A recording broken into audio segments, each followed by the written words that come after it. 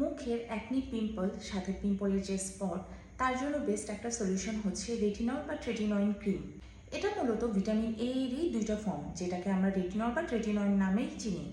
প্রথমেই আসি, এটা মূলত আমাদের স্কিনে কী করে। এটা আমাদের acne spot, hyper pigmentation, uneven tone skin এবং যদি বলেন যে ফাইন লাইন্স, রিঙ্কেলস, এই সব কিছুর উপর এটা কাজ করে। এছাড়া আমাদের মুখে যদি ছোট ছোট ওপেন পোর্স থাকে, এটা সেটার উপরও কাজ করে। এই রেটিনল বা ট্রেটিনয়েন ক্রিমগুলো বাজারে কসমোট্রিন, রেটিনে এমন অনেক ধরনের নামেই পাওয়া যায়। এটা ইউজের ক্ষেত্রে আমাদের কিছু সতর্কতা অবলম্বন করতে হবে। প্রথমেই বলি, এই ক্রিমটা আমরা অলওয়েজ রাতে ইউজ করব। এটা কখনোই দিনে সূর্যের আলোতে ব্যবহার করা যাবে না। এবং এটা ব্যবহারের ক্ষেত্রে আমরা খুবই সামান্য কিছু অ্যামাউন্ট ব্যবহার করব, খুব বেশি পরিমাণ মুখে ব্যবহার করা যাবে না।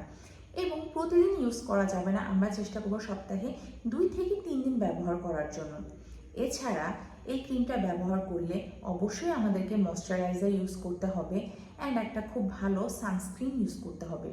এই ক্রিমটা যদি আমরা ইউজ করা শুরু করি, দেখা যায় অনেক ক্ষেত্রেই আমাদের মুখে দেখা যায় ড্রাইনেস হতে পারে, ইচিনেস হতে পারে, পিলিং হতে পারে, রেডনেস হতে পারে। এগুলো খুবই স্বাভাবিক, এই জিনিসগুলো থেকে ভয় পাওয়ার কিছু নেই।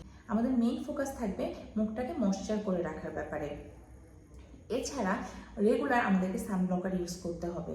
ক্রিমটা এমন না যে মিরাকেলের মতো আজকে ব্যবহার করব কালকে পরশুর মধ্যে রেজাল্ট দেবে, এরকম কিছুই না। এই ক্রিমটা অবশ্যই আপনাকে খুব ধৈর্য ধরে 2 থেকে 3 মাস ব্যবহার করতে হবে। 2 থেকে 3 মাস ব্যবহার করার পরে আপনারা একটা রেজাল্ট দেখতে পাবেন। এটা খুবই স্লোলি কাজ করে, কিন্তু খুবই ইফেক্টিভ একটা ক্রিম। হ্যাঁ, শুরুর দিকে আপনাদের কিছু সাইড ইফেক্ট যেগুলো বললাম সেরকম সাইড ইফেক্ট হতে পারে, সেটা থেকে ভয় পাওয়ার কিছু নেই। রেগুলার ময়শ্চারাইজার ইউজ করবেন অ্যান্ড সানব্লকার ইউজ করবেন। আশা করি যে সমস্যাগুলো হবে সেটা খুবই জলদি সলভও হয়ে যাবে।